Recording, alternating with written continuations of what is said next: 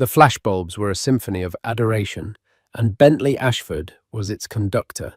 Each blinding pop was a note of validation, a testament to his arrival. On his arm, Isabella Monroe was the perfect accessory, a goddess sculpted from victory and silk, her youth a vibrant contrast to the life he'd left behind. He smirked, the familiar curl of triumph on his lips. This wasn't just an awards night, it was his coronation. He had shed his past, his mousy, unassuming ex-wife, and emerged reborn in the crucible of public acclaim. Tonight, he would not only claim his trophy, but also show the world, and most importantly her, that leaving him was the greatest mistake of her life. He was the victor. He was the headline. The air in the grand ballroom of the Carlisle Hotel was thick with the scent of money, ambition, and expensive perfume. It was the night of the 85th Annual Golden Quill Awards, the most prestigious literary event of the year, where authors were treated like movie stars and words were weighed in gold. Bentley Ashford breathed it all in a deep, satisfying gulp of the atmosphere he now considered his birthright. His novel, Echoes of a Faded Dawn, was the literary darling of the season, a sprawling, melancholic masterpiece that critics had hailed as a once-in-a-generation voice. He was the frontrunner for the coveted fiction prize, the pinnacle of authorial achievement. He ran a hand over the lapel of his Tom Ford tuxedo, the fabric smooth and impossibly black. Beside him, Isabella squeezed his arm, her smile as bright and dazzling as the diamond necklace gracing her collarbone. "They're all looking at you, darling," she murmured, her voice a low, sultry purr. "Let them look," Bentley replied, his voice laced with a practiced, casual arrogance. He scanned the room, a king surveying his court. He saw Jonathan Franzen holding court in a corner, Zadie Smith engaged in animated conversation near the bar, and Stephen King, looking surprisingly unassuming, chatting with a group of publicists. These were his peers now. He belonged here.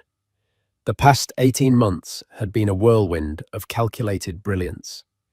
He'd left Liliana, his wife of 12 years, with a single clinical conversation in their book-filled, slightly worn-out brownstone.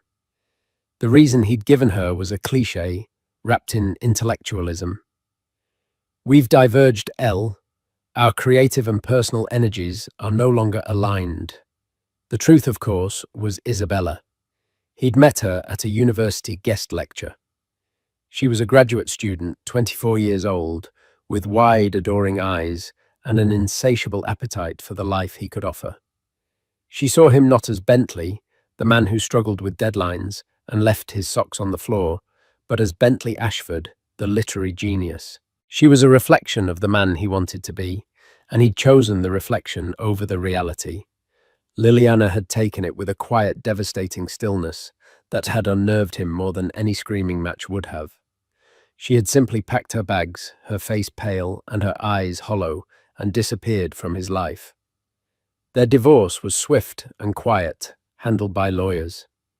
He'd heard through a mutual acquaintance that she had moved out of New York, somewhere upstate, to find herself, or some other such nonsense. He pictured her in a small, sad cottage, surrounded by cats, growing bitter and irrelevant. The thought gave him a small, dark thrill of satisfaction. He had been the sun in their shared universe, and without him, she was surely just a cold, forgotten rock.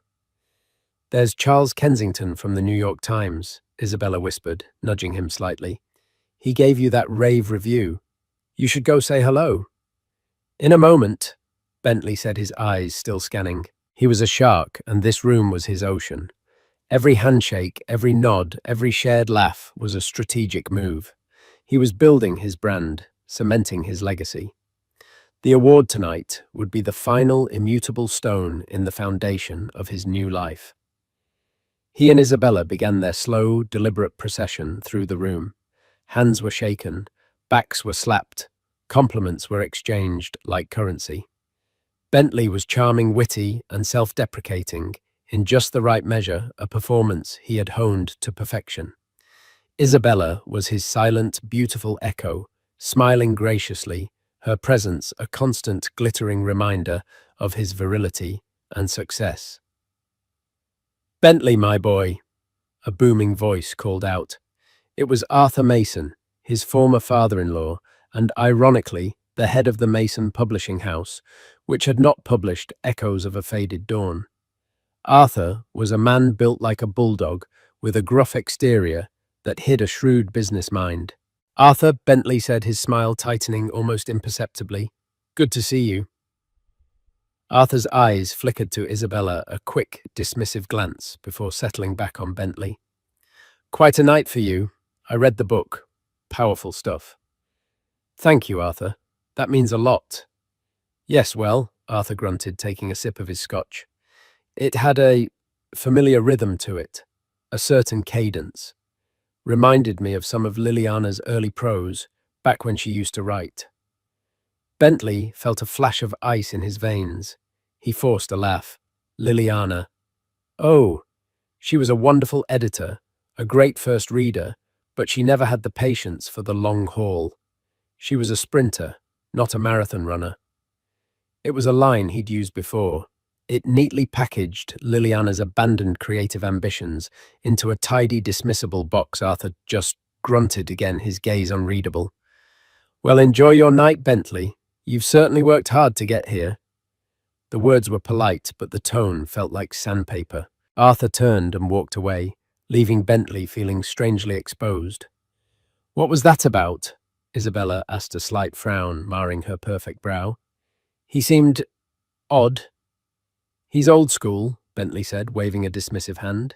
"Still bitter I didn't sign with his house. And he's Liliana's father. Familial loyalty and all that." He quickly steered her toward the bar, eager to wash the taste of the encounter away with champagne. The lights in the ballroom began to dim, signaling that the ceremony was about to begin.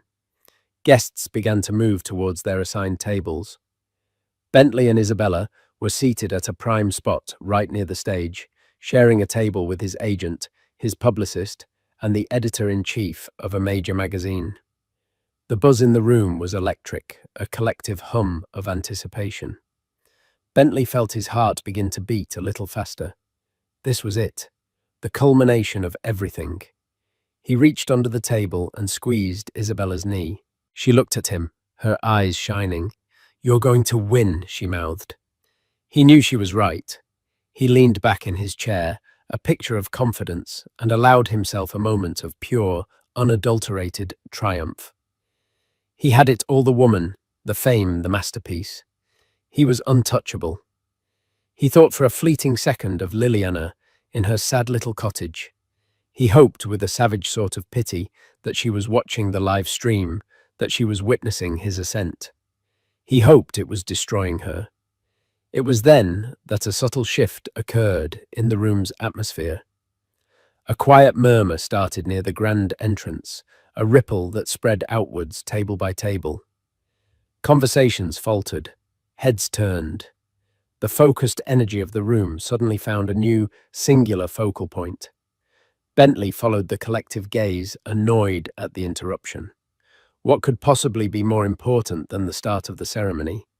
And then he saw her. The doors were being held open by two staff members, and framed in the doorway was a woman. No, not just a woman. She was a vision. She wore a gown of midnight blue silk that seemed to drink the light falling from her shoulders in a cascade of liquid elegance. A constellation of sapphires and diamonds glittered at her throat. Her hair, which he remembered as a simple shoulder-length brown, was now a rich, dark auburn swept up in an intricate style that showcased the elegant line of her neck. But it was her face that made the air leave Bentley's lungs. The features were the same, but they were rearranged, sharpened by a confidence so profound it was almost a physical force. The hesitant uncertainty he had known was gone, replaced by a cool, placid serenity. Her smile was small, subtle, but it held a universe of secrets. It was Liliana. His Liliana. But it was not. It was a complete stranger, wearing his ex-wife's face. The room was filled with a stunned, reverent silence, punctuated by the frantic, sudden explosion of flashbulbs from the paparazzi who had scrambled back to the entrance. They had missed her on the red carpet, a cardinal sin they were now desperately trying to rectify. Bentley sat frozen, his champagne glass halfway to his lips. He felt Isabella stiffen beside him. Who is that? She whispered, her voice tight with a mixture of awe and dawning apprehension. Bentley couldn't answer. His throat was a desert. His world, so perfectly constructed, so solid and certain just moments before, had developed a hairline crack. And then he saw the man whose hand she was holding. He was tall, dressed in a bespoke suit that was the epitome of understated power. His face was sharp, intelligent, with piercing grey eyes, and a stillness that commanded attention more than any boisterous display ever could. Bentley recognized him instantly, not from literary circles, but from the covers of Forbes and the Wall Street Journal. It was Damien Blackwood, the Damien Blackwood, the reclusive, mysterious tech billionaire, the man who had revolutionized data encryption, who owned half of Silicon Valley, and whose net worth was a figure with so many zeros it seemed fictional. A man who never attended public events. Ever. And he was here at the Golden Quill Awards holding Liliana Mason's hand as if it were the most natural thing in the world.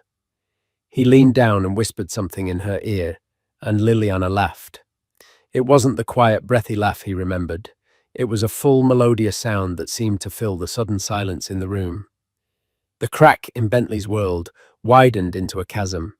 This was impossible. This was a hallucination.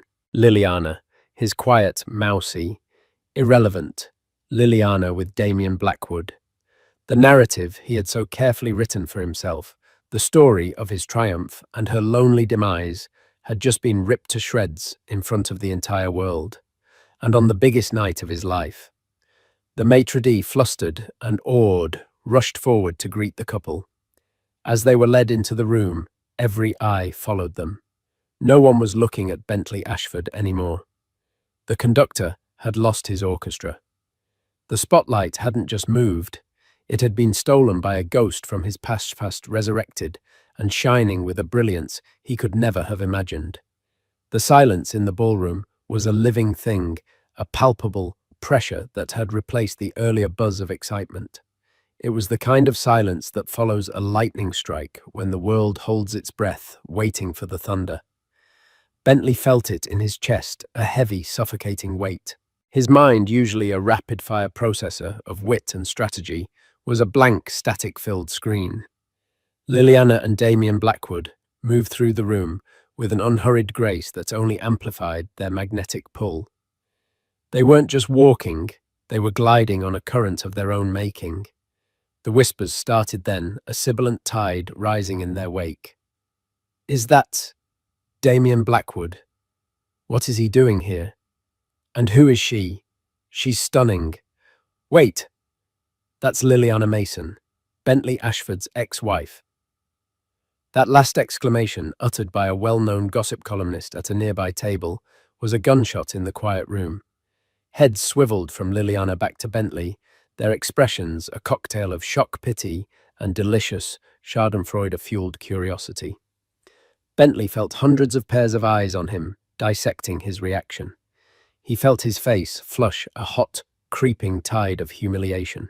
He was no longer the man of the hour. He was a spectacle, a supporting character in a drama he hadn't known was being written. Bentley, Isabella hissed, her voice sharp with panic. Her hand was gripping his thigh under the table, her nails digging into the fine wool of his trousers. What is going on? Why is she here with him? I don't know. Bentley managed to choke out the words, tasting like ash. He took a gulp of his champagne, but it did nothing to quench the fire in his throat. The maitre d' was leading Liliana and Damien to a table. Not just any table. It was a specially prepared table for two, placed in a prime location that hadn't been there 10 minutes ago. It was a power move so blatant and yet so elegant that it was breathtaking. They hadn't come to fit into the evening. The evening was reforming around them.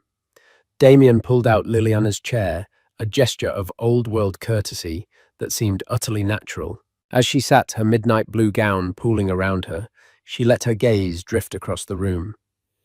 For a brief, heart-stopping moment, her eyes met Bentley's. There was no anger in her look, no hatred, no pain. There was something far worse, a calm, dispassionate assessment, the kind one might give to a piece of furniture or a distant, uninteresting memory. In that single glance, she dismissed 12 years of their shared life. She saw him, the man who had shattered her heart, and she looked right through him as if he were made of glass. Then she turned her attention to Damien, a warm, genuine smile gracing her lips, and Bentley Ashford ceased to exist for her. The thunder that followed the lightning strike was the collective exhale of the room, the immediate eruption of frantic, hushed conversation. Phones were already emerging from beneath tablecloths. The story of the night had irrevocably changed. It was no longer Bentley Ashford, literary genius poised to win, and it was now billionaire recluse Damien Blackwood makes shock public appearance with mystery woman, the ex-wife of his award-nominated rival. Bentley could already see the headlines, the salacious blog posts, the endless social media commentary. His publicist, a harried-looking woman named Chloe, leaned across the table, her face pale. Bentley, just stay calm. Don't react. We can manage this. Manage what? Bentley snapped, his voice louder than he intended. Manage the fact that my ex-wife just showed up with a man who could buy this entire hotel with his pocket change and is currently sucking all the oxygen out of the room. Keep your voice down, his agent, Marcus, cautioned, his eyes darting around nervously. This is a bad look, Bentley. A very bad look. Isabella was silent, her face a mask of confusion and betrayal. She had signed on to be the girlfriend of the triumphant victor, the star of the show. Instead, she was now the other woman, in a public humiliation. Her role had been downgraded from leading lady to a tawdry footnote.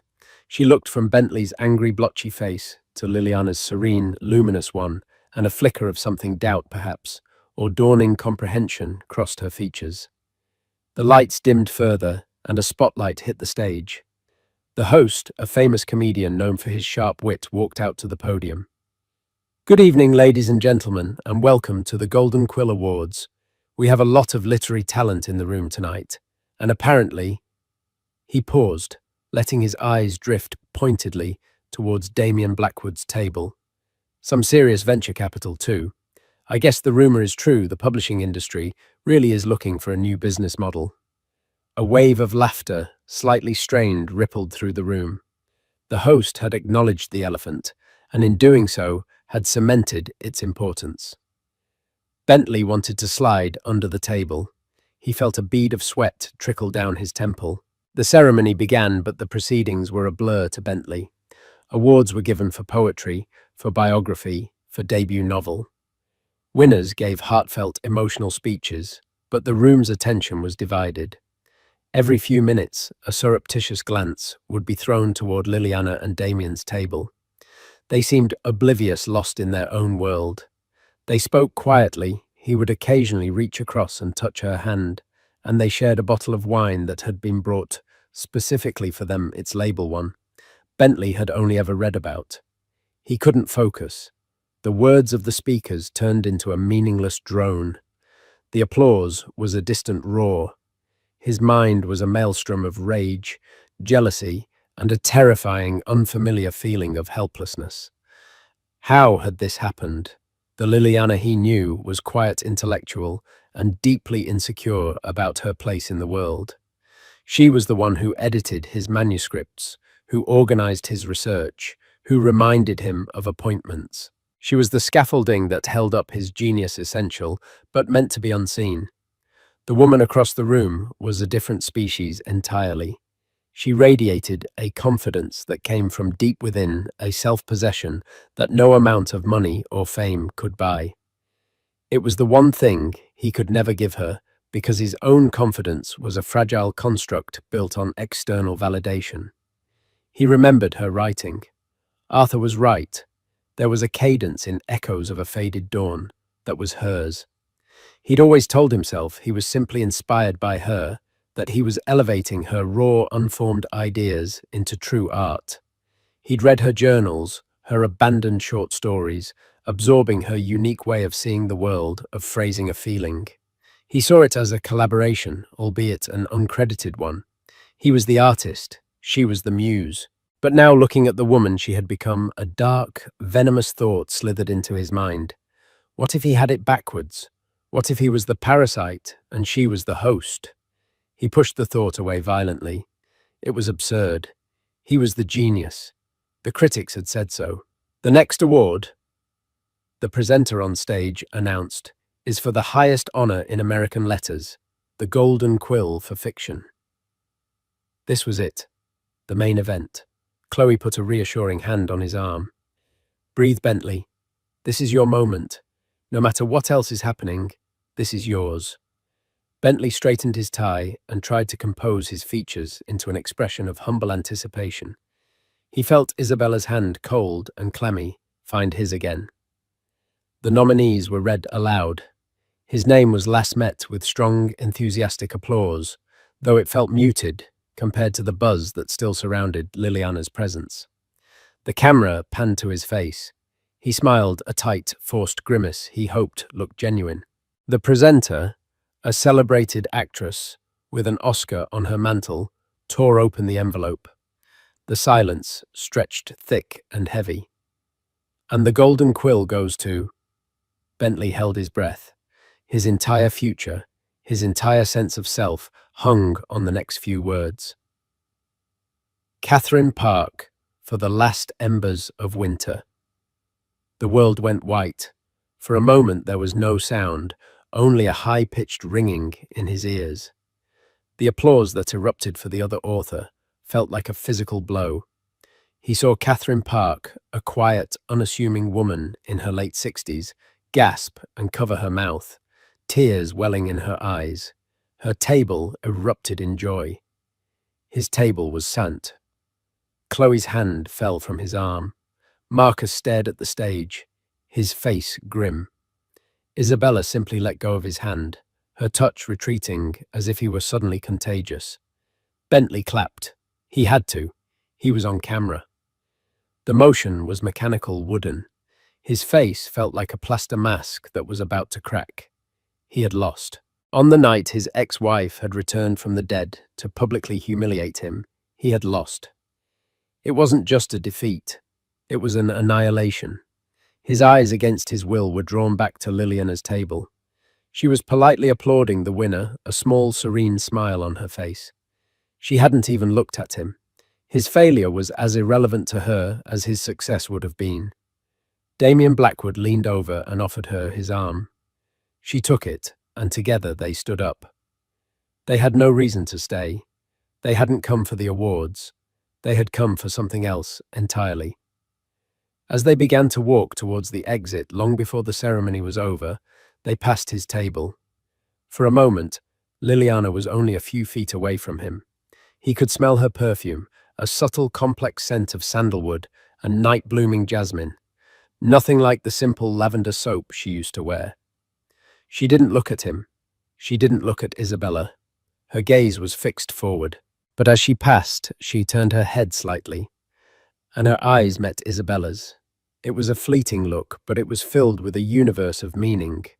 It wasn't a look of triumph or pity. It was a look of profound quiet, almost sorrowful understanding. It was a look that said, I know him, and I am so sorry you have to learn what I already know. And then she was gone, a phantom of midnight silk and diamonds, leaving a trail of shattered expectations and whispered questions in her wake. Bentley Ashford was left sitting in the glare of the stage lights, a loser at a table of ghosts, the deafening sound of another woman's victory speech echoing in the ruins of his perfect night. The remainder of the awards ceremony was a slow, agonizing torture. Bentley sat through the final speeches and the closing remarks, a frozen smile plastered on his face, while a black hole of rage and humiliation churned in his gut. The air at his table was thick with unspoken condolences and the stench of failure. His agent Marcus avoided his eyes, furiously typing on his phone, likely already in damage control mode. Chloe, his publicist, kept offering him water with a funereal solemnity. Isabella was a statue of ice beside him. She had withdrawn completely, her vibrant energy extinguished. The diamond necklace that had looked so triumphant earlier now seemed like a glittering noose around her neck. She had hitched her wagon to a falling star, and the reality of her predicament was dawning on her in real time, in a ballroom filled with the most influential people in their world. When the ceremony finally ended and the lights came up, a cage of politeness descended. People from other tables began to approach. Tough break, Bentley. Catherine's book was a surprise, but a worthy one. You were robbed, Ashford. Absolutely robbed. Better luck next time. Echoes was a masterpiece. The words were meaningless platitudes, the social lubricant required to move past an awkward moment. Bentley knew what they were really thinking, what they would whisper about the moment they were out of earshot. They weren't just talking about him losing the award, they were talking about him losing everything. He had been publicly upstaged, cuckolded, not by a rival author, but by a titan of industry, and his carefully crafted persona had been shattered. The afterparty was being held in an adjacent salon, a swirl of jazz music, clinking glasses, and loud relieved chatter. Normally, Bentley would have been in his element here holding court, accepting congratulations. Tonight, the thought of entering that room felt like marching to his own execution. I'm not going, he said to Marcus, his voice low and tight. You have to, Marcus insisted, his face strained. If you disappear, you look weak. You have to go in there, hold your head high, congratulate Catherine Park, and act like you don't have a care in the world. It's the only play we have. Isabella finally spoke, her voice thin and brittle. I have a headache. I think I'm going to go home. She didn't look at him. She was already detaching, creating distance. Fine. Bentley snapped his control, fraying. Go. He didn't care.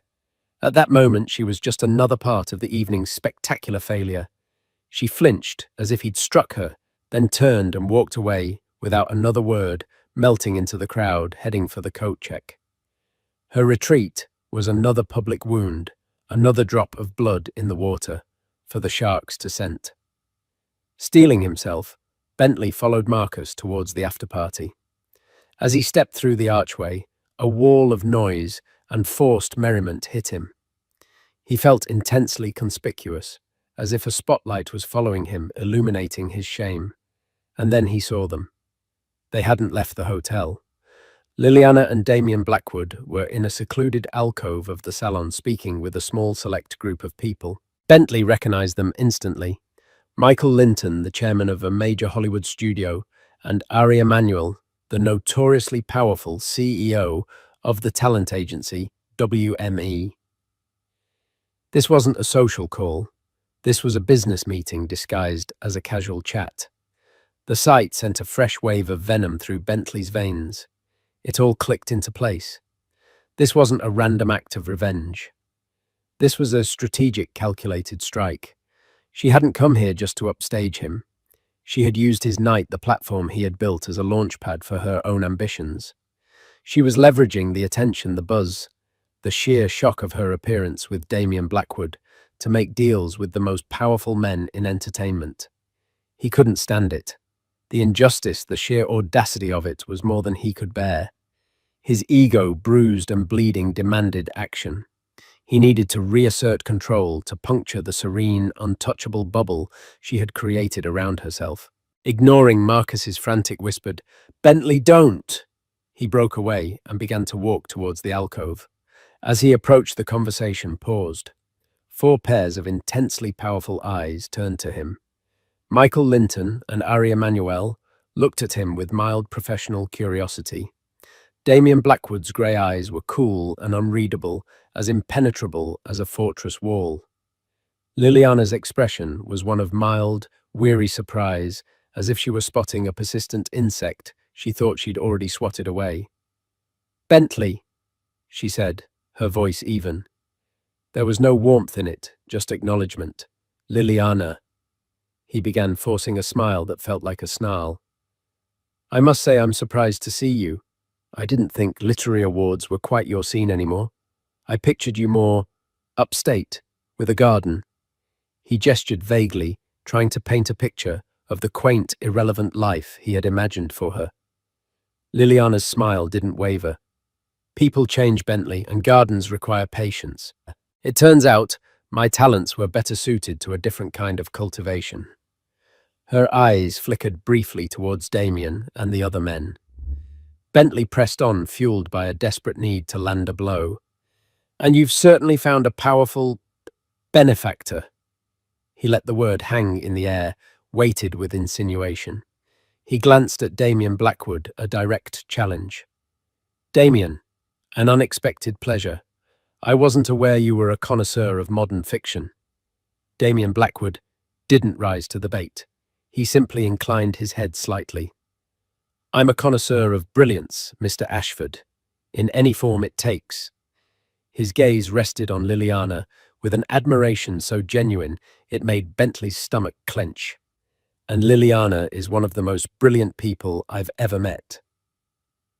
The compliment was delivered with such quiet sincerity that it completely disarmed Bentley's insinuation.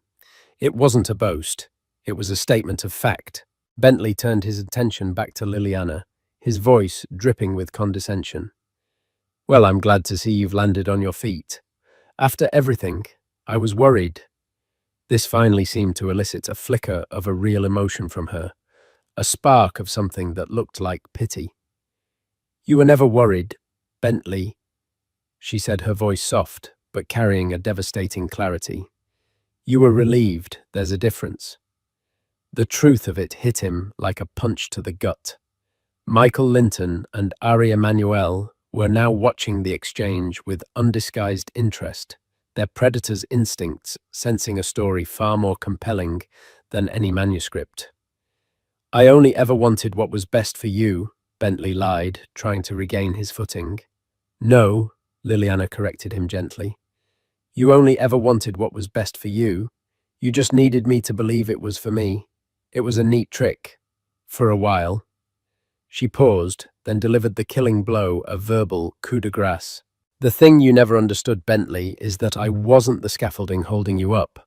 I was the foundation. And when I left, I took it with me. I just hope for your sake that what you built on top of it isn't as hollow as I suspect it is. Every word was a perfectly aimed dart. She had just articulated his deepest, most terrifying fear and laid it bare in front of these titans of industry. The cadence, she had mentioned the familiar rhythm Arthur Mason had noted. It was all tied up in that one word, hollow. He was speechless. His wit, his arrogance, his entire arsenal of verbal weaponry was gone. He was standing there, exposed and empty-handed. Damien Blackwood stepped forward slightly, a subtle but unmistakable move to end the conversation. Gentlemen, he said to Linton and Emmanuel, his voice calm and commanding, I believe we were discussing the film rights. Film rights. The words barely registered. Bentley. Damien said, his grey eyes finally locking onto his with a chilling intensity. Congratulations on your nomination. It's a significant achievement, to be recognized for your work. It was the most brutal insult of the night. The bland, polite, utterly dismissive congratulations of a superior being.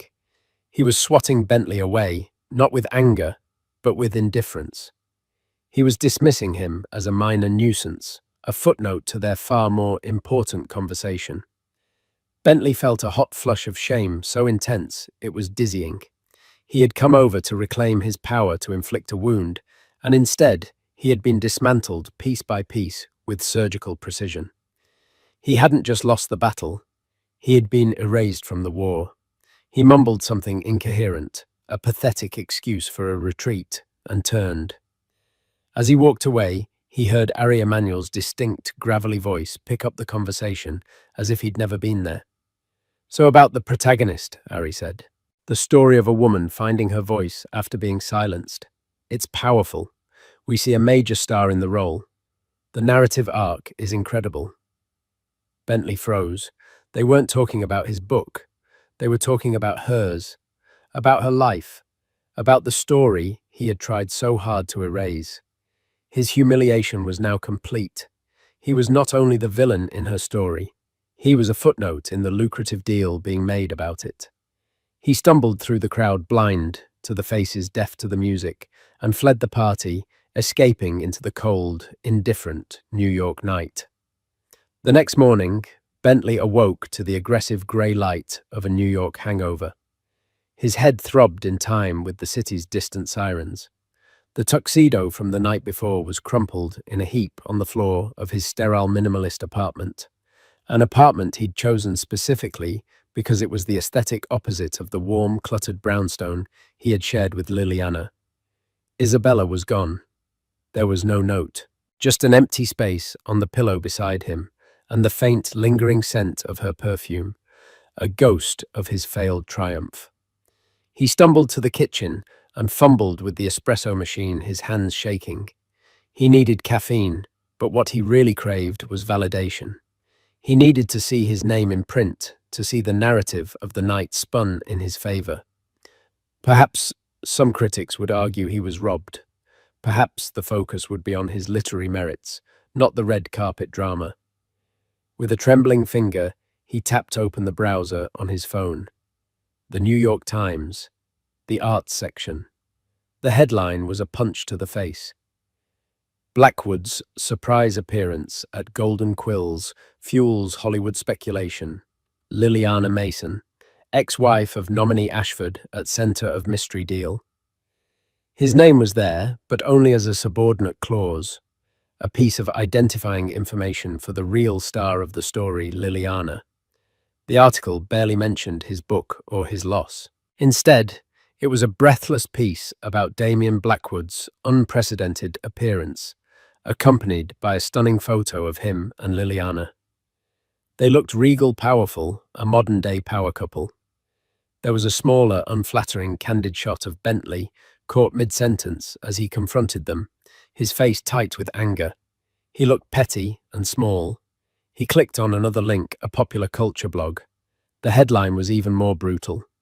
Awkward night for author Bentley Ashford as ex-wife steals show with billionaire beau, then he loses top prize. The article was a gleeful blow-by-blow account of his public humiliation. It quoted anonymous sources from the party who described his meltdown and Isabella's hasty exit. It was filled with speculation about Liliana and Damien, painting her as a mysterious phoenix rising from the ashes. He threw his phone across the room. It clattered against the wall and slid to the floor, the screen dark. He was trapped. The narrative was out of his control. He had spent his entire career mastering words, bending them to his will, to create fictions that the world adored. Now, the unassailable truth of reality reported in a million pixels and gallons of ink was crushing him. He paced the apartment like a caged animal, the silence pressing in on him. This was Liliana's doing. It had to be. This was her revenge, meticulously planned and ruthlessly executed. The quiet, mousy woman he thought he knew had been hiding a Machiavellian strategist. But a deeper, more unsettling thought gnawed at him. Liliana's words from the night before echoed in his mind. I was the foundation, and when I left, I took it with me. Hollow. The word clung to him. Driven by a masochistic impulse, he walked into his pristine office. The walls were lined with bookshelves, but they were mostly for show. The real work happened on his sleek iMac. On a stand beside it, propped up like a holy relic, was a hard copy of Echoes of a Faded Dawn. He picked it up. The cover, with his name in bold embossed letters, felt alien in his hands. He opened it to a random page. It was a passage that critics had universally praised for its raw emotional insight into the protagonist's grief. The silence in the house was not an absence of sound, but a presence. It had weight. It settled in the corners like dust clung to the curtains and slept in the hollow of her side of the bed. It was the ghost of a language we no longer spoke, a dialect of sorrow I had to learn to translate alone. He stared at the words. They were beautiful, they were powerful, and they were not his. A memory sharp and unwelcome pierced through the fog of his anger. A winter afternoon, years ago, Liliana curled on the old armchair in their brownstone, a mug of tea steaming beside her. She wasn't writing a novel, just journaling something she did religiously. He'd asked her what she was writing about. Just trying to describe the quiet, she'd said, her voice soft. After my grandmother passed, the silence in her house. It's not empty, you know. It's full. It's like a presence. He had stored that away. That idea. That feeling. He had taken it.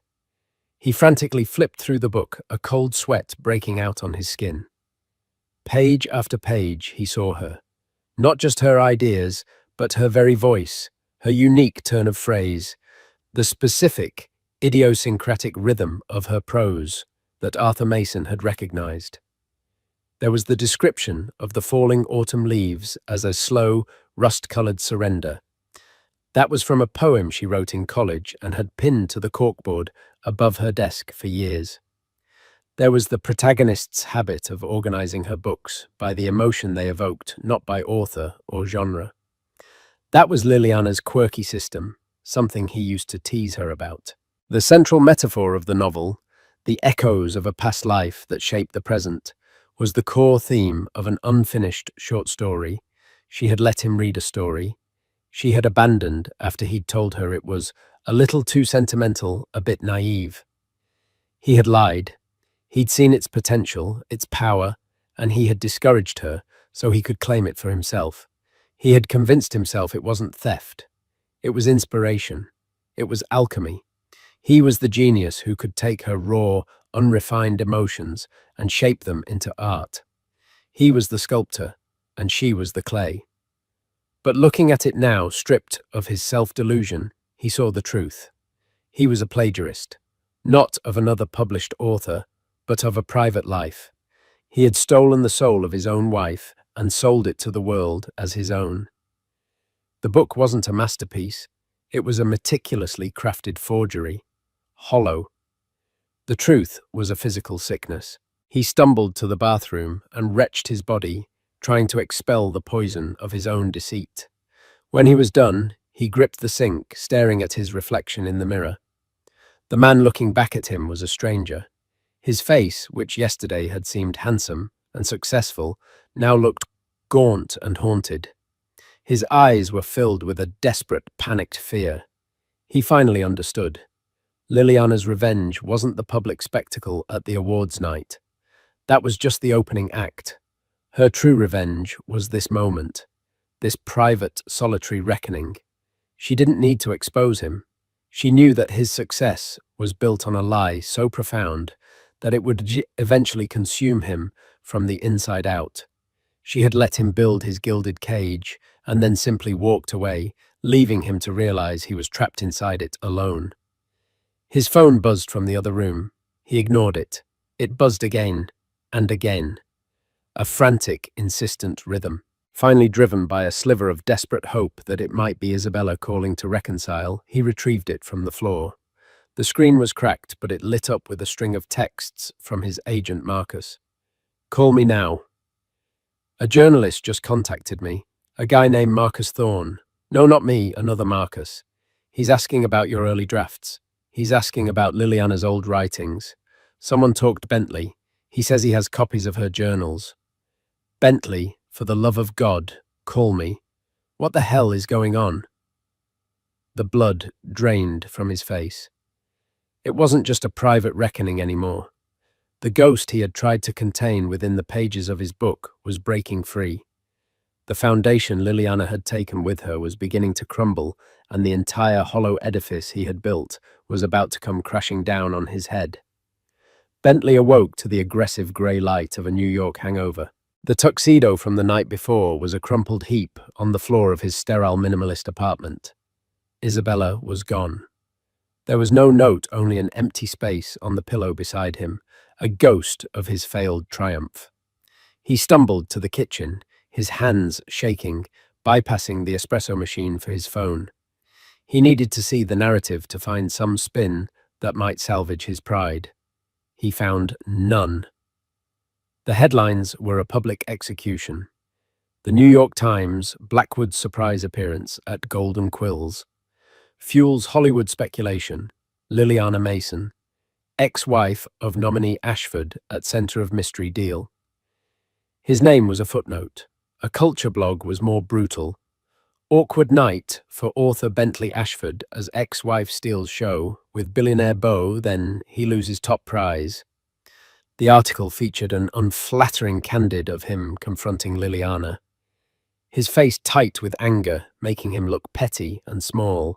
He hurled the phone across the room, the clatter of its impact, a pathetic echo in the vast, silent apartment. The narrative was out of his control. He paced the room like a caged animal, Liliana's words from the party ringing in his ears. I was the foundation, and when I left, I took it with me. Hollow. The word clung to him. Drawn by a masochistic impulse, he walked into his office. There on its stand like a holy relic was a copy of Echoes of a Faded Dawn. He picked it up, the cover with his name in bold letters, feeling alien in his hands.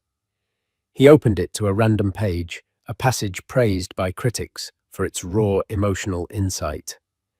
The silence in the house was not an absence of sound, but a presence. It had weight. It settled in the corners like dust. A dialect of sorrow I had to learn to translate alone. He stared at the words. They were beautiful, and they were not his. A memory pierced through his anger, sharp and unwelcome. Liliana, years ago, curled in an armchair, telling him about the quiet in her grandmother's house after she passed. It's not empty, she had said. It's full. It's like a presence.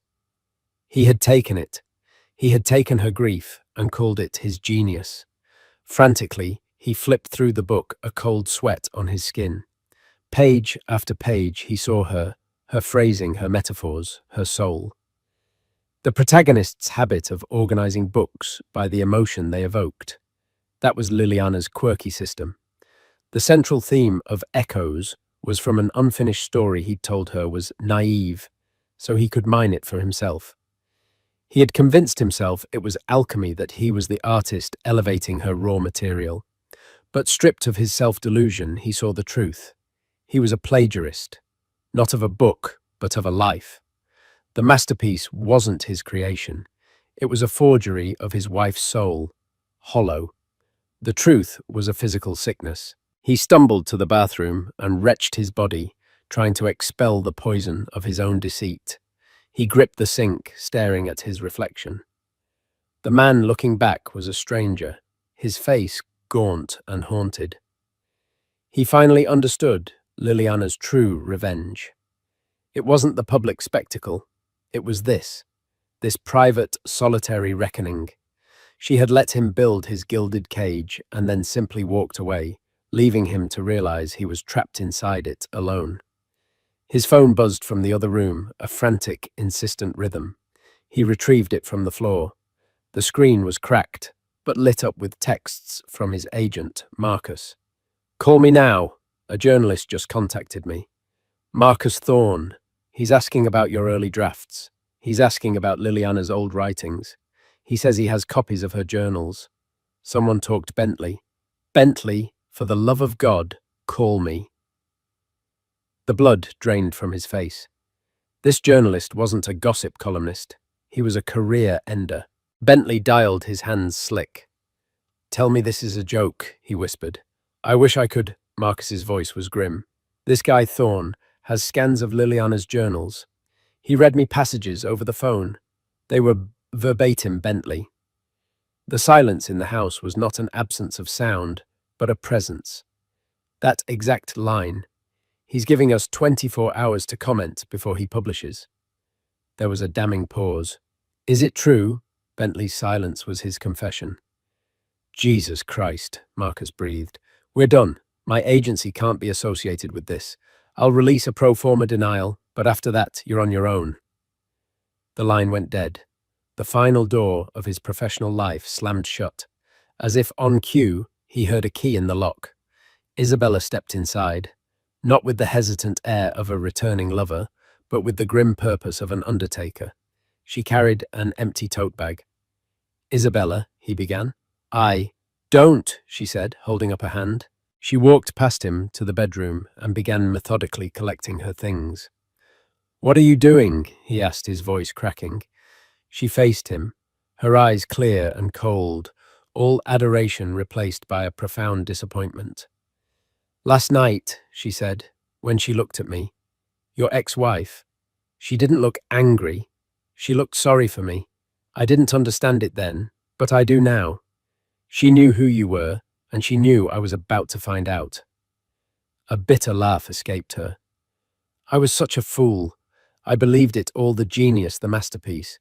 I thought I was part of your story, but I was just a prop you used to hurt her." "That's not true." He pleaded the words, sounding false even to him. "Isn't it?" she replied, her voice soft with a sad finality. "You don't love me, Bentley. You love how I made you feel. You love the reflection I showed you. But the man in that reflection isn't real." She zipped her bag and walked to the door. "Is the book a misunderstanding, Bentley?" she asked, her voice laced with a final chilling question. "Or is it just the one lie you finally got caught telling?" She didn't wait for an answer. She walked out, closing the door gently behind her. The soft click echoed the one from his phone call. He was utterly alone now, stripped of his award, his reputation, his agent, and his lover. He was just a hollow man in an empty apartment, waiting for the world to learn the truth. The story broke, not with a bang, but with the devastating precision of a surgeon's scalpel. Marcus Thorne's article in The Atlantic, titled "The Echo in the Room," laid Bentley's literary theft bare. It wasn't an accusation, it was an autopsy. Side-by-side comparisons of Liliana's private journals and Bentley's published prose were irrefutable. The piece was impeccably researched, quoting old friends who remembered Liliana's unique voice, and even her father Arthur Mason, who simply stated, "My daughter is, and always has been, a brilliant woman. I'm glad the world is finally getting a glimpse of it." The professional fallout was immediate and absolute. Sterling and Ross halted all printing of Echoes of a Faded Dawn. The Golden Quill Committee officially rescinded his nomination, and his name became toxic overnight. Bentley retreated into a self-imposed darkness in his apartment, a ghost in the life he'd built, haunted by the constant, silent pulse of notifications on his phone, each one another nail in his career's coffin. In stark contrast, Liliana Mason's star ascended. She remained elegantly silent on the scandal itself, a move that amplified her dignity. Her power move came a week later with the announcement of a major media deal. At its heart was her own memoir, its title, A Quiet, Brilliant Reclamation, A Different Kind of Dawn. She gave a single, poised television interview. She spoke with profound intelligence about the journey of finding one's own truth and the silencing of creative voices, but never once uttered Bentley's name. He was simply a chapter I have closed. Bentley watched from his darkened living room, finally understanding. Her power didn't come from Damian Blackwood or public revenge. It came from the unshakable confidence of someone who had survived a fire and knew with absolute certainty who she was. Months bled into a bleak winter. Bentley's finances collapsed under the weight of his disgrace.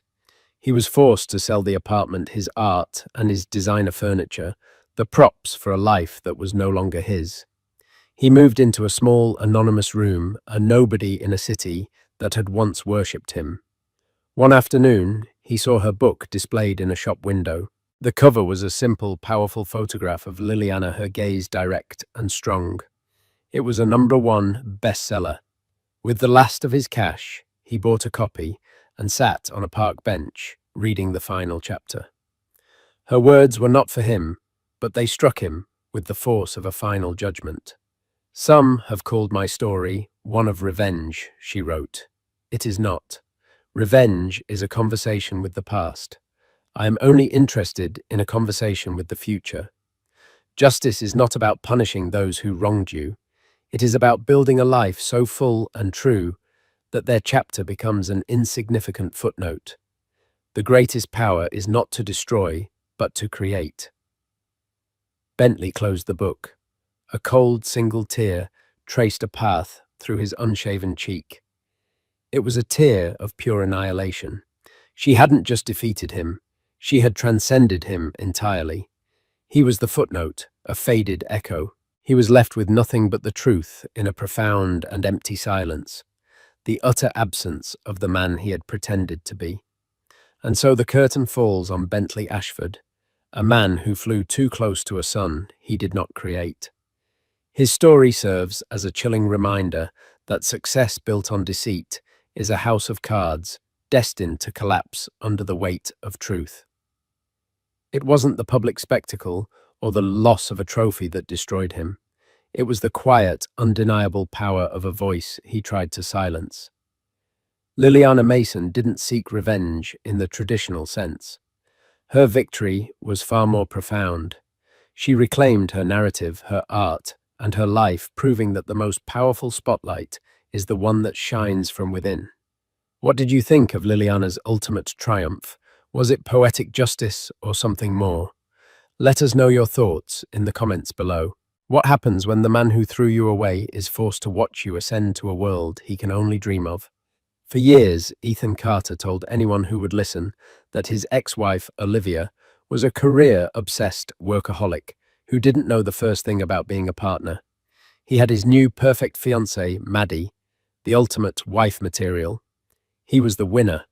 But then a single headline shattered his carefully constructed reality, a headline that announced Olivia not just as successful, but as the bride of one of the world's most enigmatic billionaires. This isn't a fairy tale. It's the story of what happens when a man's ego writes checks his reality can't cash. Ethan Carter had a sermon, and he delivered it with the passion of a convert. He preached it at backyard barbecues over craft beers, in hushed tones at upscale restaurants, and in casual asides to his colleagues in the polished corridors of his mid-level finance firm. The gospel was simple. He had finally found true happiness, and its name was Madison Hayes. Maddie, he'd say, a contented smile playing on his lips. She just gets it. She understands what a man needs at the end of a long day. He'd usually be holding Maddie's hand when he said this, her presence serving as Exhibit A in the case for his newfound enlightenment. She was pretty, with a girl-next-door charm, a sprinkle of freckles, and a laugh that was always ready and willing. She worked as a part-time yoga instructor and was training to be a nutritionist. Her ambitions were wholesome, manageable. They didn't threaten to eclipse his own. The unspoken, yet deafeningly loud counterpoint to this sermon was his ex-wife, Olivia Rossi. He rarely used her name. She was simply my ex. The adjectives he attached to her were starkly different: driven, intense, always on, and his personal favorite, just not nurturing. You know, a man wants a partner, not a competitor. He explained to his friend Mark one Saturday as they stood over a grill, the scent of sizzling burgers filling the air. Maddie was inside, laughing with Mark's wife, her silhouette visible through the kitchen window. My ex, she couldn't switch off. We'd be in bed, and she'd be scrolling through market trends on her phone. She'd forget to pick up the dry cleaning because she was closing a deal. The house never felt like a home. It felt like a launch pad for her career. Mark nodded, slowly, flipping a patty. She was always smart, though. Smart isn't everything, Ethan retorted, a little too quickly. What's the point of a brilliant mind if it can't remember your anniversary? Maddie made me a 3-course meal for our 6-month dating anniversary. From scratch. That's wife material. That was his favorite phrase, wife material. Maddie was the embodiment of it. She organized their social calendar, remembered his mother's birthday, and made sure his favorite brand of coffee was always in the cupboard. Her world seemed to revolve around building a comfortable, supportive life for him, for them. She admired his work at the firm, listened intently to his stories about office politics, and soothed his ego when a deal went south. She was the calm harbor to his ex-wife's stormy sea. Their divorce had been finalized 2 years ago, and in Ethan's retelling, it was an amicable, logical conclusion. We just wanted different things, he'd say with a shrug. I wanted a family, a home. She wanted a boardroom. He omitted the screaming matches the nights he'd come home to an empty house, not because Olivia was closing a deal, but because she couldn't bear to be in the same room as him. He forgot the way he'd belittled her ambitions, calling her small startup project a cute little hobby. Someone he had convinced himself, and was working tirelessly to convince everyone else, that the failure of his marriage was entirely on Olivia. It was a failure of her femininity, her priorities, her very nature. His engagement to Maddie was his vindication. The 1-carat cushion-cut diamond on her finger was a trophy. Their life together was a portrait of domestic bliss curated for public consumption. Ethan's Instagram was a gallery of their happiness. Maddie laughing as she kneaded dough in their pristine kitchen, the two of them clinking wine glasses on their balcony overlooking the city. A selfie snuggled on the couch with the caption, "Nothing better than a quiet night in with my fiancé. Wife material, blessed." His friends mostly bought into it. They saw how relaxed Ethan seemed, how much he smiled. They saw Maddie's adoration for him. If they had private reservations, if they remembered the vibrant, witty Olivia and felt a pang of something missing, they kept it to themselves. It was easier to celebrate the new improved Ethan than to question the narrative he was so carefully crafting. One evening, about 6 months into their engagement, Ethan and Maddie were hosting a small dinner party. His boss, Mr. Henderson, and his wife were the guests of honor. Maddie, a gracious host, had prepared an elaborate meal of roast chicken and Dauphinoise potatoes. "Ethan, you are a lucky man," Mr. Henderson said, raising his glass of Pinot Noir. "Madison, this meal is divine. My wife hasn't cooked a meal like this in 20 years. Maddie blushed prettily. "I love taking care of my man." Ethan beamed, placing a proprietary hand on her shoulder. "She's one of a kind. Traditional values. You know how rare that is these days." "Henderson," he shot a meaningful look at his boss. "Some women are so focused on shattering glass ceilings, they forget how to build a foundation at home." It was a direct, albeit anonymous shot at Olivia. He knew Henderson had met Olivia a few times at old company functions and had been impressed by her sharpness. This was Ethan's way of course-correcting that impression, of solidifying his new brand. Later that night, as they cleaned up, Maddie turned to him, her expression earnest. "Did you really mean that? About traditional values?" "Of course I did," he said, kissing her forehead. "You're everything I've ever wanted. You make me happy, Maddie. My ex. She made me tired." Maddie leaned into him, satisfied with the answer. She didn't question the comparison. She accepted it as a compliment, a testament to her own worth in his eyes. She was the woman who had healed him, the one who had succeeded, where the brilliant Olivia Rossi had failed. She had no reason to believe otherwise. Ethan's world was perfectly ordered, his past neatly filed away as a cautionary tale, and his future with his perfect wife material, fiancé, stretching out before him like a calm, sunlit road. He was the protagonist of his own story, the wise man who had made the right choice. And for a little while longer, he was allowed to believe it. The illusion of Ethan's victory, so meticulously constructed, was incinerated on a Tuesday morning by the cold blue light of 1,000 screens. It didn't happen in a vacuum. For weeks, a certain name had been bubbling up in the financial news circuits Ethan monitored. Obsessively, Damien Thorne. Thorne was a spectre in the world of high finance and tech, a man who had built a multi-billion-dollar empire from the ground up before he was 35. He was notoriously private. There were maybe 3 or 4 authenticated photos of him in existence, all of them grainy and years old. He gave no interviews, attended no galas, and his company, Ethelred Industries, operated with a level of secrecy that was the stuff of legend. Thorne wasn't just rich, he was a myth. Ethan and his colleagues spoke of Damien Thorne in the same way ancient mariners might have spoken of a kraken, with a mixture of awe, terror, and disbelief. He was a market mover, a kingmaker. A single rumoured investment from him could send a stock soaring. On that particular Tuesday, Ethan was in a mid-morning meeting presenting quarterly projections with his usual slick confidence. His phone, which he'd placed face down on the polished mahogany table, began to vibrate. Not a single buzz, but a frantic, insistent series of them. Mark, sitting beside him, shot him a questioning look. Ethan subtly shook his head, trying to maintain focus on his PowerPoint slide. But the buzzing didn't stop. It was a cascade of notifications and digital avalanche. A flicker of irritation crossed his face. He was in the middle of a sentence about market penetration when his boss, Mr. Henderson, cleared his throat. "Ethan, is everything all right?" Henderson asked, his eyes gesturing towards the vibrating phone. "Sounds like you're a popular man this morning." A few colleagues chuckled. Flustered, Ethan mumbled an apology and silenced the device. But the seed of unease had been planted. His presentation faltered, his smooth delivery becoming slightly stilted. He rushed through the last few slides, his mind now preoccupied with the silent, insistent phone in his pocket. When the meeting finally adjourned, Ethan snatched the phone. The lock screen was a chaotic mosaic of notifications. Texts from Mark, his college buddies, his sister. A dozen alerts from news apps. He swiped it open, his thumb hovering over the messages. The first one he saw was from Mark, a simple explosive link to a Forbes article.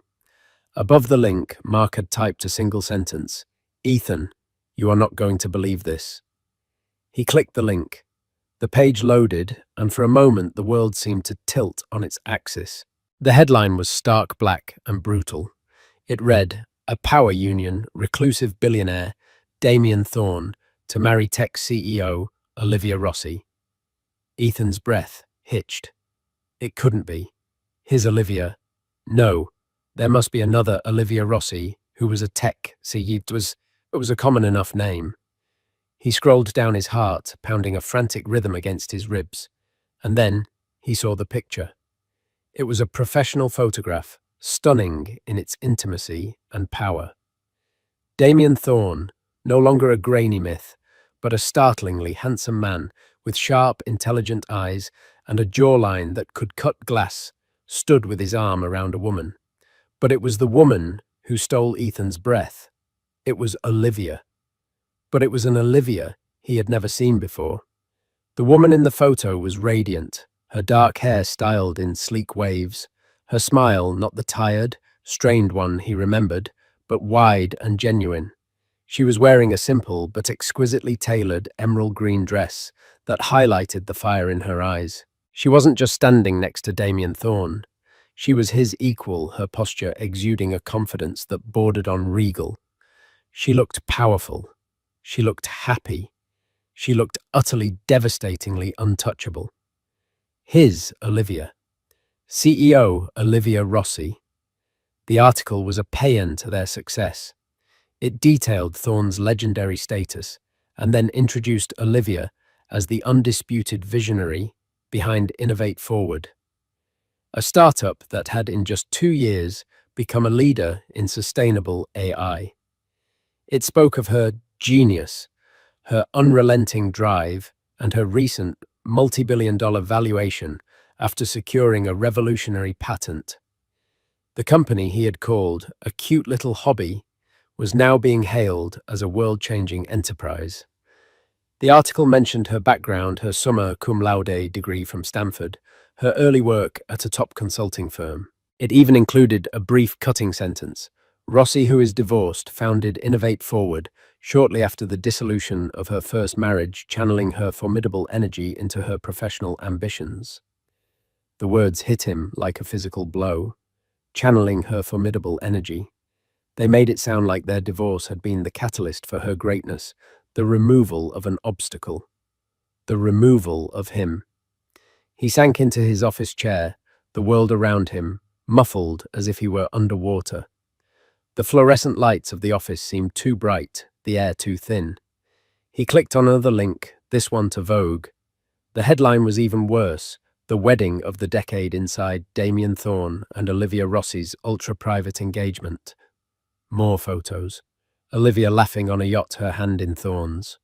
A close-up of the ring, a colossal flawless sapphire that made Maddie's diamond look like a speck of dust. His phone buzzed again. It was a text from his mother. "Ethan, did you see the news about Olivia Goodness? I suppose all that time she spent on her computer paid off." Even his mother's words, meant to be a form of awkward consolation, felt like a jab. He thought of all the things he had said. "She's not nurturing. She doesn't know how to build a home. I need a partner, not a competitor." He had painted her as a failure in the one arena he deemed important, being a wife. And now the world was celebrating her, not just for her career, but for landing the most elusive, powerful bachelor on the planet.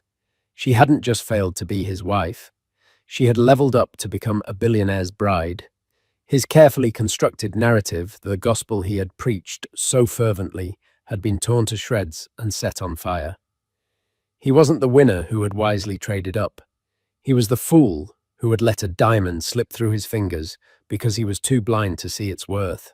He was the man who had complained about the rain, only to find out the woman he'd left behind had learned to command the storm. The man who championed wife material had just discovered his ex-wife was made of stardust and steel. The door to his office opened, and Mark poked his head in his face, a mixture of pity and morbid curiosity. "Buddy, you okay?" Ethan looked up, his face pale, the Forbes article still burning on his screen. He couldn't form words.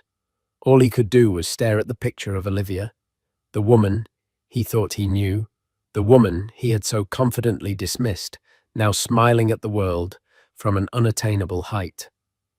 The news of Olivia's engagement didn't just break Ethan's ego, it haunted him.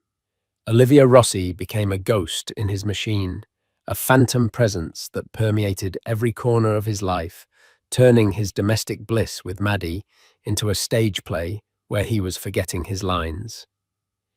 His obsession started subtly. It began with a late-night Google search, then another.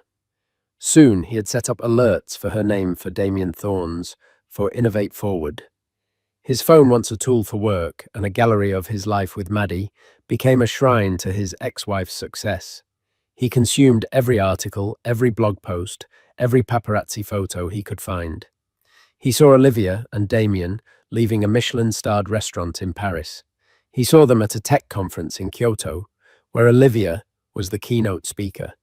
He saw a candid shot of them on a windswept Scottish moor, reportedly near the castle Thorne had recently purchased. In every image, Olivia glowed. The fatigue that had perpetually lived under her eyes during their marriage was gone, replaced by a vibrant, focused energy. She wasn't just beautiful, she was formidable. Ethan started to draw comparisons, a slow, toxic poison seeping into his relationship with Maddie. One evening, Maddie was excitedly telling him about a new vegetarian lasagna recipe she had perfected. "It's amazing, Ethan. I used a cashew-based cheese, and you can't even tell the difference. It's so much healthier," she said, her eyes bright with pride. A year ago, he would have praised her, called her a culinary genius, and posted a picture of it with the hashtag #HadWifeMaterial. Now, his mind superimposed a different image over the scene. He remembered an article he'd read that morning. Olivia Rossi, CEO of Innovate Forward, addresses the World Economic Forum on the future of sustainable food production. "That's great, Mads," he said, his voice flat. He pushed the lasagna around his plate. "Really great." Maddie's smile faltered. "You don't like it?" "No, it's delicious, just got a lot on my mind from work." It was a lie, and they both knew it. He wasn't thinking about work. He was thinking about Olivia addressing world leaders while he was eating vegan lasagna. The thought was so absurd, so galling, it soured the taste of the food in his mouth. The ghost of Olivia was present in their conversations too. He would find himself replaying arguments from their marriage, but with a horrifying new clarity. He began to remember the things he had chosen to forget. Flashback. 3 years ago, their old apartment. Olivia is sitting at their small dining table, which is covered in schematics and financial projections. She hasn't slept in 2 days.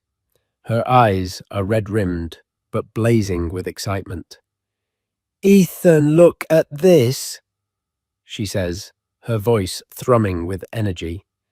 "I've streamlined the energy conversion process. The efficiency gain is almost 12 This is it. This is the breakthrough." Ethan glances over from the TV where he's watching a football game. He sees a mess of papers, not a breakthrough. "That's nice, honey. Hey, did you remember to call the plumber about the leaky faucet I reminded you this morning?" Her face falls. The fire in her eyes dims to a hurt flicker. No, I'm sorry, I forgot. I was so caught up in this." "But Ethan, this is huge. This could get us our first round of seed funding." He scoffs, turning back to the game. "Liv, it's a hobby, a cute little project. How many of these breakthroughs have you had? Let's be realistic. Real people have to deal with real-life things, like leaky faucets." The memory was so vivid it made him flinch. He hadn't just been dismissive. He had been cruel. He had taken her passion and belittled it into a childish pastime. Her cute little project was now valued at over $5 billion. He had complained about a leaky faucet while she was trying to build an ark. Maddie began to notice the change. He was distant, irritable. The adoring gaze he once fixed on her now seemed to look straight through her. He stopped posting about her on social media. The wife material, compliments, dried up completely. One Saturday morning, she found him staring at his laptop, his face a mask of grim fascination. She crept up behind him and saw what he was looking at, a lengthy profile of Olivia in Wired magazine. It was filled with quotes from her colleagues praising her leadership and vision. "Are you okay, Ethan?" Maddie asked softly. He slammed the laptop shut as if he'd been caught looking at pornography. "Yeah, fine. Just keeping up with the competition." "She's not your competition, Ethan," Maddie said, her voice laced with a growing insecurity. "She's your ex-wife, and she's marrying Damien Thorne." He snapped the words, erupting with a venom that shocked them both. "Do you have any idea what that means? It's not just that she's successful, it's that the entire world now sees me as the idiot who let her go." "Nobody thinks that," Maddie said, though her voice wavered. Was she trying to convince him or herself? "Oh, they do," he said, his voice dropping to a bitter whisper. "They look at me, and they think, that's the guy who wasn't good enough for Olivia Rossi. And then they look at you and they think—" He trailed off, but the implication hung heavy and ugly in the air between them. "And they think you're the consolation prize." He didn't say it, but Maddie heard it. She saw it in his eyes. Every time he looked at her now, he was comparing her to the ghost of Olivia. Her wholesome, supportive ambitions now seemed small and insignificant in the shadow of Olivia's global success. Her knowledge of nutrition seemed trivial compared to Olivia's knowledge of quantum computing. The very qualities he had praised as wife material were now in his mind evidence of her inferiority. The haunting became a full-blown obsession. Ethan started driving by the old brownstone he and Olivia had once shared, a place they'd sold during the divorce. He would park across the street and just stare at it, lost in a fog of regret. He started trying to piece together the timeline. She had founded Innovate Forward just 3 months after their divorce was finalized. She must have been planning it, working on it during their final year together, the same year he was complaining that she wasn't paying enough attention to him. He had thought her distraction was a sign of her failing as a wife. He now understood it was the sign of her preparing for a new life, a life that didn't include him. He hadn't just lost her, he had been systematically and surgically removed from her path to greatness. The realization was a slow, agonizing burn, cauterizing his pride and leaving behind a permanent scar. He was no longer the protagonist of his own story. He was a footnote in hers. The digital ghosts were not enough. Ethan's obsession demanded a confrontation in the flesh. He needed to see her, to speak to her, to somehow recalibrate the reality that had spun so violently out of his control. He couldn't just be the man who read about Olivia Rossi in Forbes. He had to force her to acknowledge him, to see him, to give him something. He wasn't even sure what. An explanation. An apology. Validation. He knew that a direct approach was impossible. Calling her would be pathetic. Her number was likely changed anyway. Emailing her would be a digital cry into the void, easily deleted by some high-powered assistant. No, it had to be a chance encounter, something that would allow him to maintain a sliver of dignity. His opportunity came in the form of a high-profile charity gala for the city's children's hospital. He scoured the event's sponsor list online and saw it there in elegant corporate font Ethelred Industries. Damien Thorne's company was a platinum sponsor. It was almost certain they would be there. Getting tickets was a feat in itself. The gala was one of the most exclusive events of the year. Ethan had to call in a significant favor with his boss, Mr. Henderson, framing it as a crucial networking opportunity. Henderson, likely sensing the desperation, but intrigued by the potential drama, secured 2 tickets. He told Maddie it was a mandatory work event. She was thrilled. She spent a week searching for the perfect dress, finally settling on a soft rose gold sequined gown. She looked beautiful, a shimmering, hopeful figure next to him, in the taxi on the way to the museum where the gala was being held. Ethan, however, felt a cold knot of dread and anticipation in his stomach. He was wearing his best tuxedo, but he felt like a fraud, an imposter about to infiltrate a world where he no longer belonged. The museum's grand hall was breathtaking, transformed into a celestial wonderland of twinkling lights and cascading white florals. The city's elite mingled their diamonds and laughter echoing off the marble floors. Ethan scanned the room, his eyes darting over clusters of politicians, socialites, and business tycoons. And then he saw them. They were standing near the grand staircase, a magnetic center of gravity in the glittering crowd.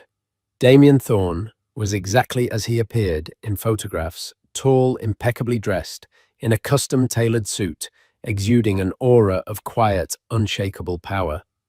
But again, it was Olivia who commanded Ethan's attention. She was wearing a gown of deep sapphire blue, a clear nod to her engagement ring. The dress was a marvel of minimalist architecture, sleek and severe, yet incredibly feminine. It clung to her form, its sharp lines accentuating the confident way she held herself.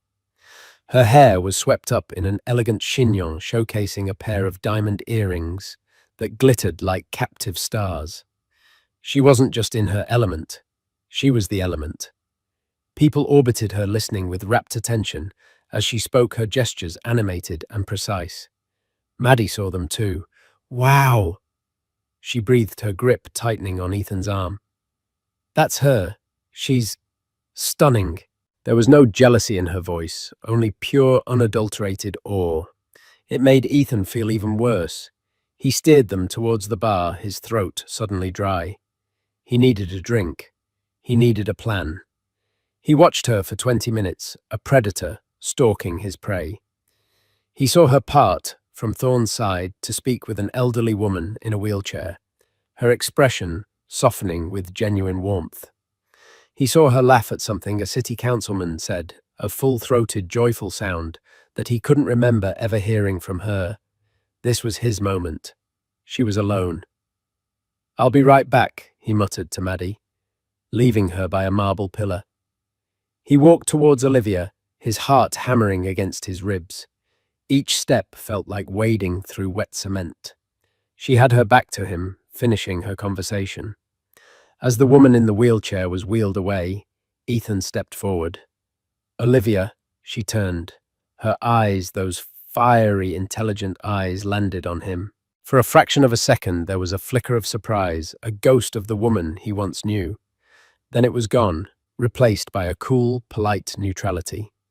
It was the look one gives a stranger who has mistaken you for someone else. "Ethan," she said. Her voice was calm even. There was no anger, no pain, no shock. There was nothing, and the nothingness was the most painful response of all. Fancy seeing you here. He managed the words, sounding lame and rehearsed even to his own ears. It's a fundraiser for the Children's Hospital, she replied, a slight arch in her eyebrow. I sit on the board. It's not really up to Fancy. The implication was clear. I belong here. What are you doing here? Right, of course. That's great, he stammered. You look, well, the news I mean. Congratulations. It's incredible. Thank you, she said. She didn't elaborate. She didn't ask how he was. She simply stood there, a portrait of patience, waiting for him to finish whatever this was, so she could move on. He floundered, searching for the right words. I guess I was surprised. A tech CEO. Who knew? He tried for a light, teasing tone, the kind they used to share. It fell completely flat. Her expression didn't change, but her eyes hardened almost imperceptibly. I knew, she said simply. The simplicity of the statement was a blade to his gut. It recontextualized their entire past. He thought he was the one in control, the one setting the terms of their life. He now saw he was merely a bystander to a story she had been writing for herself all along. All those nights you were on your laptop. He began, a note of accusation creeping into his voice. You were building all this. You never told me. A flicker of something, not anger, but perhaps pity, crossed her face. You told me it was a cute little hobby, Ethan. You said real people have to worry about leaky faucets. I learned to stop sharing my dreams with people who would only belittle them. Her words were not a shout, but a quiet, clinical dissection of his failure. He had no response. She was right. From across the room, Damien Thorne had noticed their interaction. He began to walk towards them, not with aggression, but with a calm, purposeful stride. He was a shark gliding through water, effortless and dominant. Everything all right, darling? Thorne asked, his voice a low baritone. He slid his arm around Olivia's waist, his eyes locking onto Ethan's. It was not a threatening gaze, but an assessing one. He was sizing Ethan up, and in a single glance, dismissing him as irrelevant. Perfectly fine, Olivia said, leaning into Thorne's embrace. She turned her smile to him, a smile of genuine affection and partnership. Ethan was just offering his congratulations. That's civil of you, Thorne said to Ethan, his tone making it clear he thought it was anything but. Ethan felt himself shrink under Thorne's gaze. He was outmatched in every conceivable way, wealth, power, status, and most devastatingly in his role in Olivia's life. He was the past, a footnote. Damien Thorne was the present and the future. Just then, Maddie appeared at his side, looking nervous and out of place. Ethan, is everything okay? She asked. Olivia's eyes moved to Maddie. Her expression softened for a moment. She gave her a small, almost imperceptible nod, a gesture of female solidarity that completely excluded Ethan. In that moment, he realized Olivia didn't hate him. He didn't register enough to be hated. He was an obstacle she had overcome, a lesson she had learned. We should go, Olivia said to Thorne, completely turning her back on Ethan. Dr. Evans wanted to discuss the new pediatric wing.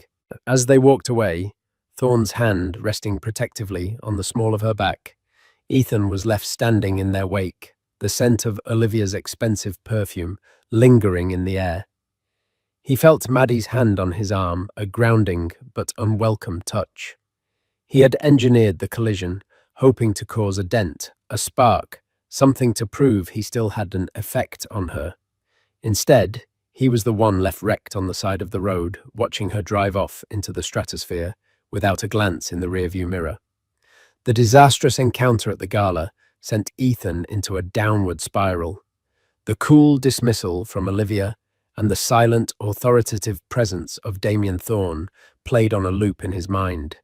He became sullen, withdrawn, and openly resentful. His relationship with Maddie, already fractured by his obsession, began to crumble under the weight of his misery. She tried to be supportive, but her attempts to comfort him were met with irritation. Her wife-material qualities, her patience, her gentle nature now grated on his nerves, serving only as a reminder of everything Olivia was not.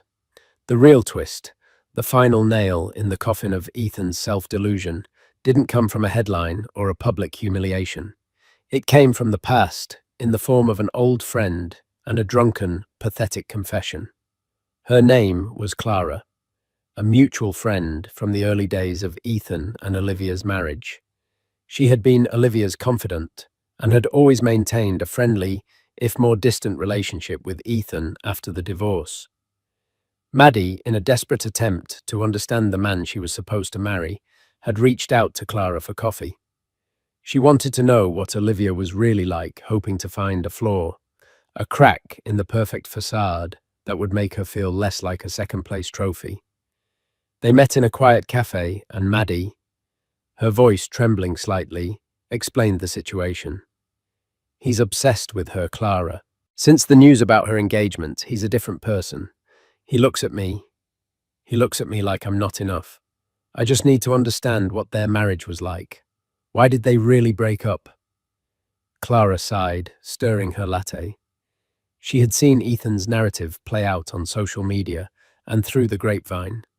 She had stayed silent out of loyalty to Olivia, but seeing Maddie's genuine pain changed her mind. Olivia had moved on to an unassailable, new life. Perhaps it was time the truth of the old one was told. Ethan has his version of the story, Clara began carefully. The one where Olivia was too ambitious and not domestic enough. That's not a lie exactly. It's just not the truth. She leaned forward, her voice low. About a year before they separated, Olivia wasn't just working on her hobby. She had a real shot. She had a meeting lined up with a venture capital firm, a big one. They were seriously interested in her initial proposal for what would eventually become Innovate Forward. She was terrified and ecstatic. It was all she could talk about for weeks. Maddie listened, her heart sinking. The meeting was on a Friday, Clara continued, her eyes fixed on Maddie's. The Thursday night before she and Ethan had a massive fight. He accused her of abandoning their life together, of caring more about nerdy spreadsheets than about him. He told her she was going to fail, that she was delusional for thinking she could compete in that world. It was brutal. The next morning, Olivia went to the meeting, and she bombed. She was rattled, her confidence was shot. The feedback was that her financial projections, the very core of her pitch, were a mess. They were filled with small but critical errors. The VC firm passed, telling her the project lacked financial viability. She was devastated. She thought she had choked under pressure. Clara took a deep breath before delivering the final blow. A few weeks later, Olivia was clearing off their shared computer, and she found the original presentation file in the trash bin. She looked at the file's history. It showed that the night of their big fight, after she had gone to bed, someone had logged in at 2 a.m. and spent 30 minutes in the document, that someone had systematically altered key figures in her financial model.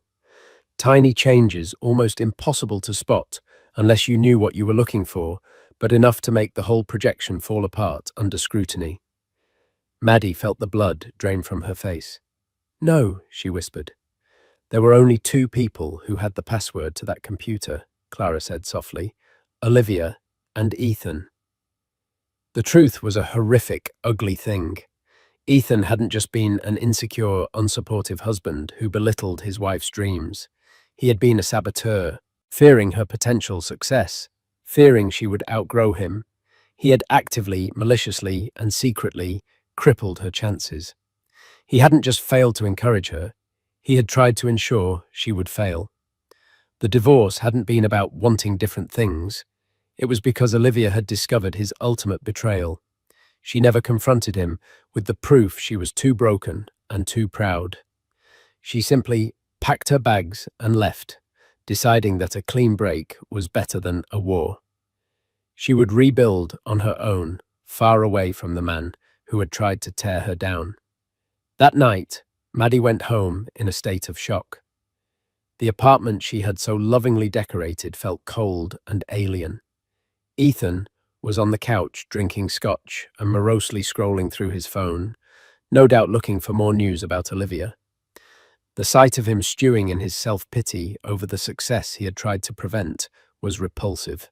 The final vestiges of her love and sympathy for him evaporated, replaced by a cold, clear disgust. She didn't confront him immediately. She waited. Her moment came 2 nights later. Ethan came home late, stumbling and drunk from after-work drinks with colleagues.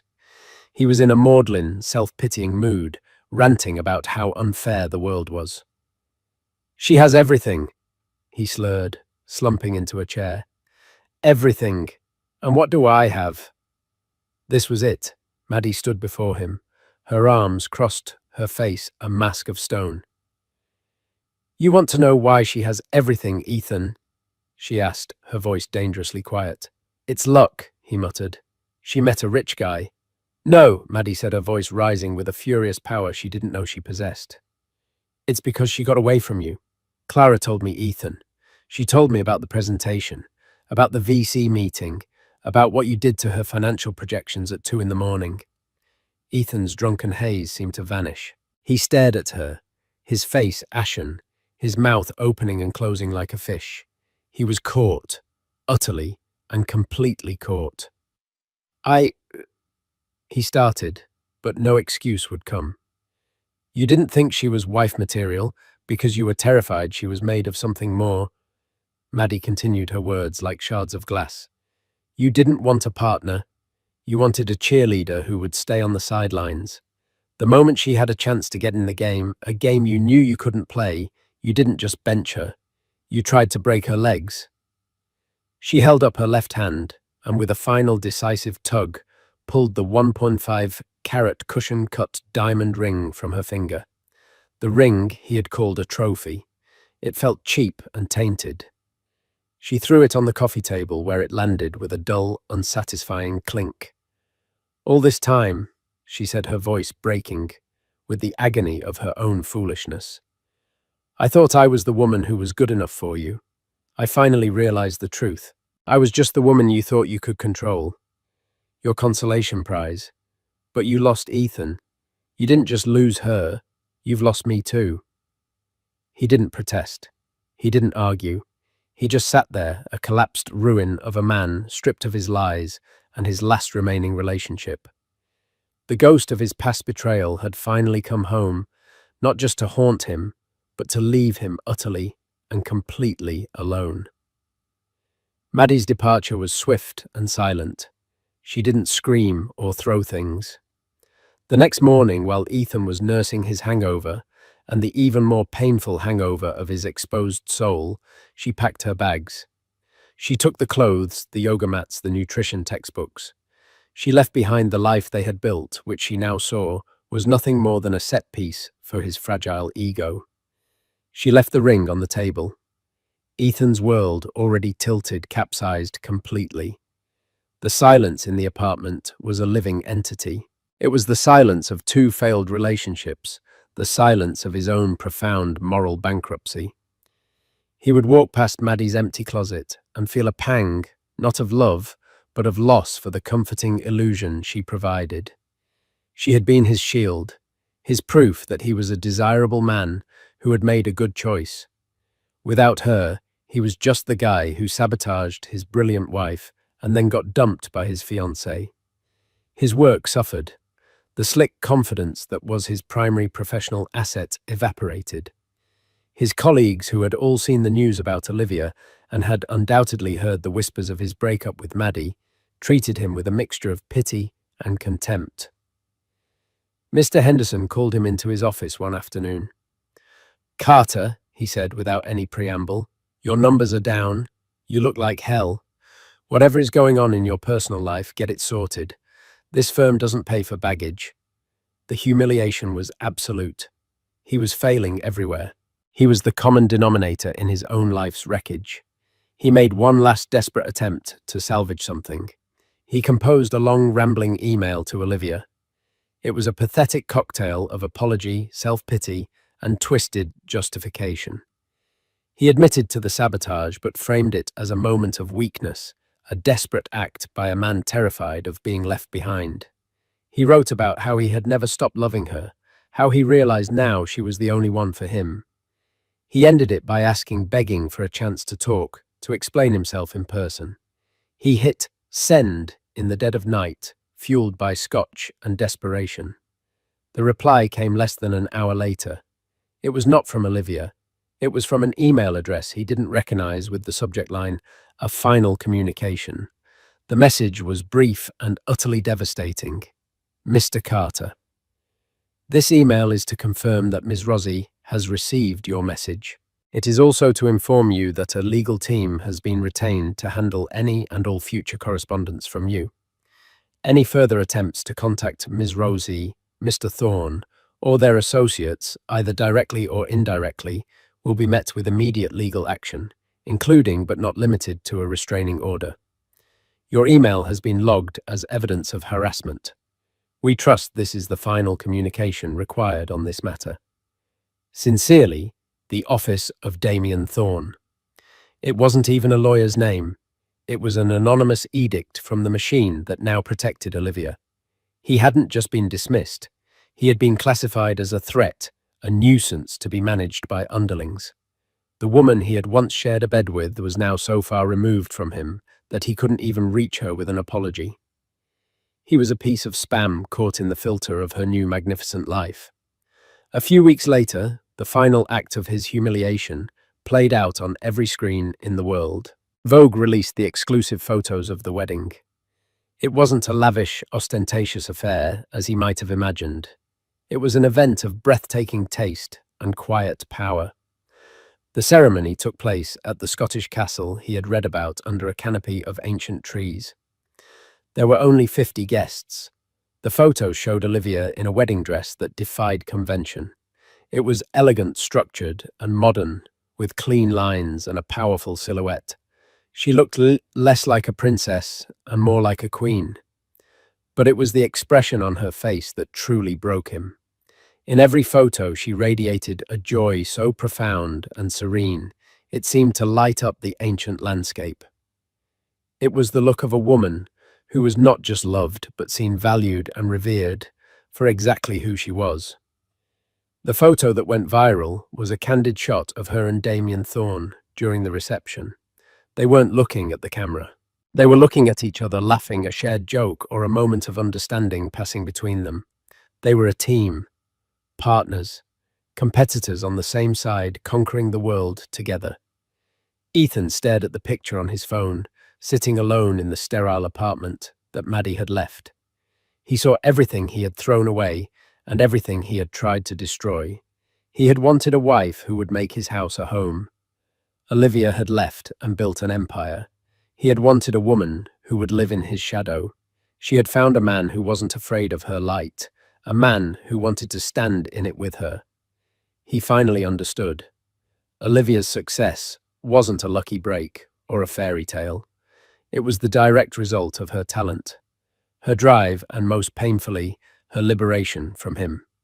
He had been the anchor weighing her down. In cutting him loose, she had been free to rise. The wreckage of his life was not an accident. It was a consequence. He was not the victim of circumstance. He was the architect of his own desolation. The wedding photos were not an invitation to his ex-wife's new life. They were the closing credits on his own. A year passed, a year of crushing anonymity for Ethan Carter. He kept his job at the firm, but he was a ghost in the hallways. The swagger was gone, replaced by the quiet, shuffling demeanor of a man perpetually braced for bad news.